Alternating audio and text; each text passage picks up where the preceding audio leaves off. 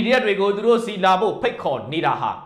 တိုက်ပွဲတွေမှာသူတို့ဘက်ကရှုံးနေနေပြီဆိုတာကိုသတ်သေပြနေတဲ့သဘောပါပဲ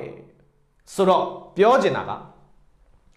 နိုင်ငံအာဏာကိုလက်နက်အားကိုပြီးမတရားလူယူသိမ်းပိုက်ထားတဲ့စစ်အုပ်စုကို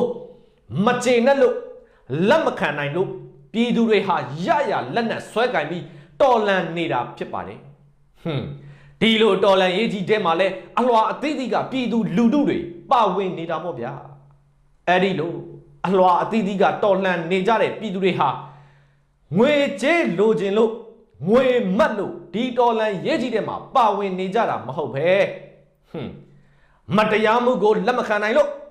အပြစ်မဲ့ပြည်သူတွေကိုမတရားညှဉ်းပန်းနှိပ်စက်တပ်ဖြတ်နေတဲ့လုပ်ရက်တွေကိုယွန်ရှာမုန်းတီးလို့ဖက်စစ်တပ်ကိုအမြင့်ဖြတ်ဖို့ဆိုတဲ့ရည်မှန်းချက်နဲ့တော်လှန်နေကြတာပဲဖြစ်တာပေါ့ဒါကိုအကြမ်းဖက်မင်းအောင်လိုင်းနဲ့စစ်အုပ်စုကငွေနဲ့မြားခေါ်ပြီးတော်လှန်ရေးကိုဖြိုခွဲဖို့ကြံစီနေတဲ့လားဗျာတကယ်တော့ဒါဟာထွက်ပေါက်ပိတ်နေတဲ့အာနာယုမင်းအောင်လိုင်းရဲ့သွေးယူသွေးတန်းလောက်ရက်တွေတဲကတခုပဲဖြစ်တာပေါ့ဗျာ